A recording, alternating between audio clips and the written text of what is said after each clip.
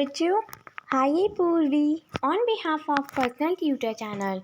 आज हम लोग क्लास 7th वसंत का 7वां पार्ट पापा खो गए के प्रश्न उत्तर करने वाले हैं। तो चलो बच्चों शुरू करते हैं पाठ के प्रश्न उत्तर। पहला प्रश्न है, नाटक में आपको सबसे बुद्धिमान पात्र कौन लगा और क्यों? इसका उत्तर है, हमें नाटक में सबसे बुद्धिमान पात्र कौवे का लगा, क्योंकि कौवे ने ही लड़की के पापा को खोजने में महत्वपूर्ण एवं सक्रिय भूमिका का निर्वाह किया है। उसी की योजना के कारण लेटर बॉक्स संदेश लिख पाता है। वह उड़ उड़कर अच्छे बुरे की जानकारी रखता है। उसकी पहचान एवं संदेश के कारण लड़की असामाजिक तत्वों से के हाथों में जान से बच जाती है।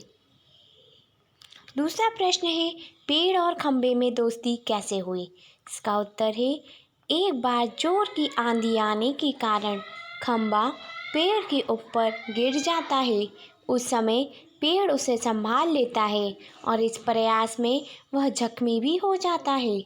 इस घटना में खंबे का मजबूत और ऊंचा होने का घमंड चूर चूर हो जाता है और अंत में दोनों में दोस्ती हो जाती है। तीसरा प्रश्न है, लेटर बॉक्स को सभी लाल ताऊ कहकर क्यों पुकारते हैं? इसका उत्तर है, लेटर बॉक्स ऊपर से नीचे तक पूरे लाल रंग से रंगा हुआ था और बड़ों की तरह बुद्धिमानी से बात करता था। वह अपने खाली समय में उन सभी पत्रों को पढ़ डालता जो उसके भीतर होते। इस प्रकार हर विषय की जानकारी होने के कारण उसे लाल ताऊ कहते थे। चौथा प्रश्न है, लाल ताऊ किस प्रकार बाकी पत्रों से भिन्न है? लाल ताऊ पढ़ा लिखा, हंसमुख और मिलनसार था। वह नीरस और उबाऊ वातावरण को भी अपनी मज़ेदार बातों से आनंदमय बना देता था। लाल ताऊ अपने अंदर पड़े पत्रों को बोरियत मिटाने के लिए पढ़ लेता था। वह किसी से डरता नहीं था। समाज की चिंताएं भी उसे सताती रहती थी। इन्हीं सब कारणों से लाल ताऊ बाकी पात्रों से भिन्न है। निर्जीव होते हुए भी उसके विचार सशक्त और आकृत्य थे। पांचवा प्रश्न है, नाटक में बच्ची को बचाने वाले पात्रों में एक ही सजीव पात्र है। उसकी कौन कौन सी बातें आपको मज़ेदार लगी, लिखिए। इसका उत्तर है, नाटक में कौवा ही एकमात्र सजीव पात्र है जिसकी हमें निम्न बातें मज़ेदार लगी। वह दुष्ट कौन है, पहले उसे नज़र तो आने दीजिए। दूसरा, ताऊ एक जगह बैठकर यह कैसे जान सकोगे? उसके लिए तो मेरी तरह रोज चारों दिशाओं में गश्त लगानी पड़ेगी, तब जान पाओगे यह सब। छठा प्रश्न है, क्या वजह थी कि सभी पात्र मिलकर भी लड़की को उसके घर नहीं पहुंचा पा रहे थे? इसका उत्तर है, लड़की बहुत ही छोटी और नादान होने के कारण उन्हें अपने घर का पता बता नहीं पा रही थी और यहाँ तक कि वह अपने पापा का नाम भी नहीं बता पा रही थी। इसी कारण सभी पात्र मिलकर भी लड़की को उसके घर नहीं पहुँचा पा रहे थे। सातवां प्रश्न है, मराठी से अनुदित इस नाटक का शीर्षक पापा खो गए क्यों रखा गया होगा? अगर आपके मन में कोई दूसरा शीर्षक हो तो सुझाव और साथ में कारण भी बताओ। इसका उत्तर है, लड़की को अपने पापा का नाम पता कुछ भी नहीं मालूम था। कहानी के सभी पात्र मिलकर उसके पापा को खोजने की योजना बनाते हैं। इसी कारण इस नाटक का नाम पापा खो गए रखा गया होगा। इसका अन्य शीर्षक लापता बच्ची भी रखा जा सकता है, क्योंकि इस नाटक में पूरे समय इसी बच्ची के घर का पता लगाने का प्रयास किया जाता है। आठवां प्रश्न है, क्या आप बच्ची के पापा को खोजने का नाटक में अलग कोई और तरीका बता सकते हैं?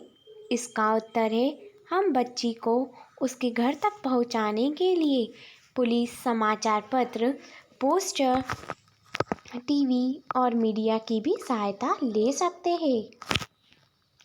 अभी भाषा की बात का 9वां प्रश्न। आपने देखा होगा कि नाटक के बीच बीच में कुछ निर्देश दिए गए हैं। ऐसे निर्देशों से नाटक के दृश्य स्पष्ट होते हैं, जिन्हें नाटक खेलते हुए मंच पर दिखाया जाता है। जैसे सड़क, रात का समय, दूर कहीं कुत्तों के भौंकने की आवाज़। यदि आपको रात का दृश्य मंच पर दिखाना हो तो क्या क्या करेंगे, सोचकर लिखिए। इसका उत्तर है, रात के दृश्य को मंच पर दिखाने के लिए हम निम्न बातें कर सकते हैं।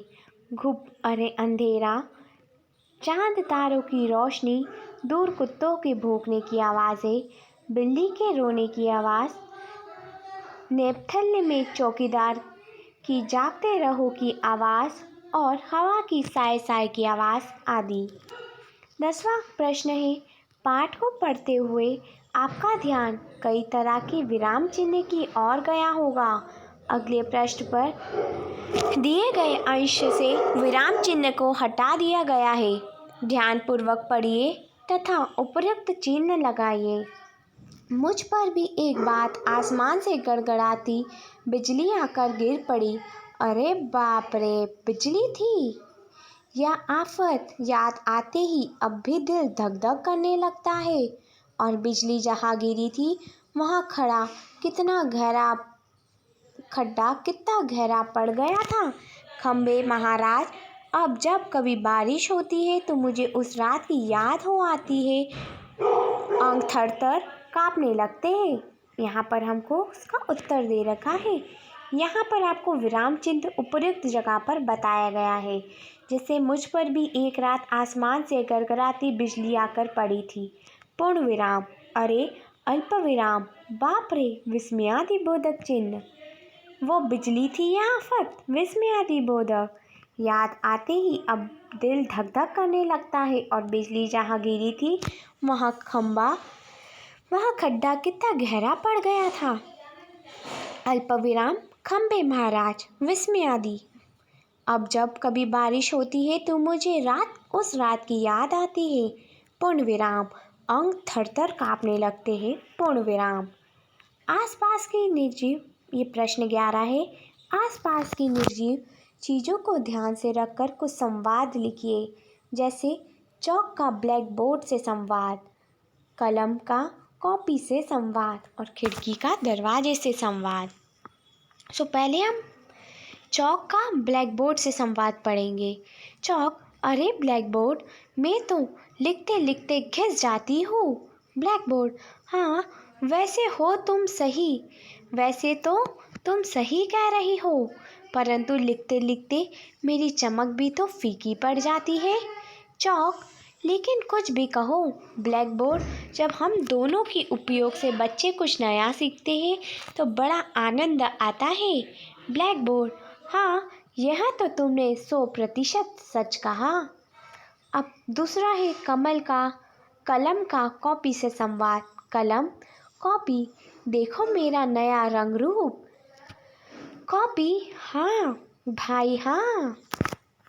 कलम, वैसे तुम भी सुंदर नजर आ रही हो। कॉपी, हाँ ये नई छपाई का कमाल है। अब तीसरा है खिड़की का दरवाजे से संवाद। खिड़की, दरवाजे भैया, क्या बात है, आज तो आपको बात करने की फुर्सत नहीं है। दरवाजा, क्या बताओ, सुबह से ये रंग रोगन वालों ने परेशान कर रखा है। खिड़की, अरे भाई ऐसा क्यों बोल रहे हो, इससे आप चमक उठोगे। दरवाजा, हाँ यह तो तुमने ठीक ही कहा। आई होप बच्चों कि आपको पापा खो गए नाटक के सभी प्रश्नों के उत्तर मिल गए होंगे और सभी प्रश्नों के उत्तर भी बहुत आसान है। यदि आपको किसी प्रश्न में कोई डाउट है तो मुझे जल्द से जल्द कमेंट करके बताएं। थैंक यू बच्चों। Have a nice day.